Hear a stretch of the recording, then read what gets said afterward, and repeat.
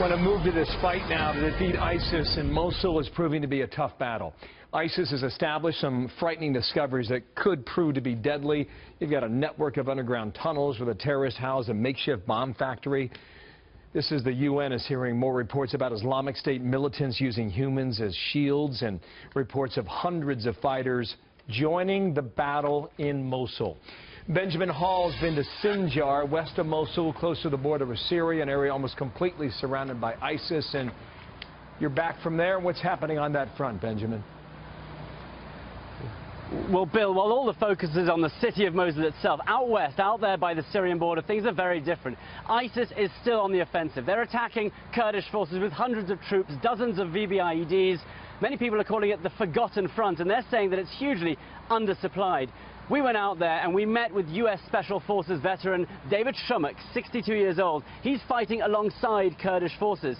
He came out here 2 years ago, and now he's acknowledging that this front has been forgotten. They're dashing, and now I'll get down a little bit so you don't draw sniper fire, but very, very active. We see Daesh running between these buildings and in these trees and orchards all the time. They're watching us right now.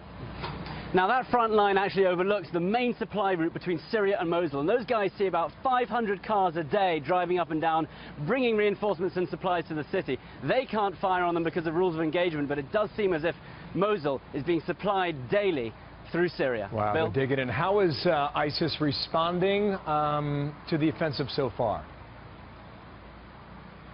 Well, they're running scared, frankly. They're killing people who are trying to flee. They're killing people who they think might rise up. 232 people in Mosul yesterday, many more in the villages around.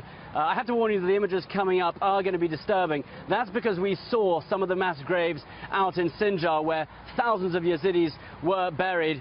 It was, frankly, a sobering moment. It's hard to imagine these people being rounded up in the villages, taken into this barren landscape, lined up against a trench and systematically shot. But that's exactly what happened. And we saw the bullet holes in the skulls of children. We saw the remains of the clothes and the hair. And what's worrying is now they're being pushed into a corner, they might lash out, they might do more atrocities like this. So there is a matter of time and urgency in this Mosul operation. Thank you, Ben. Benjamin Hall there on the ground, northern Iraq.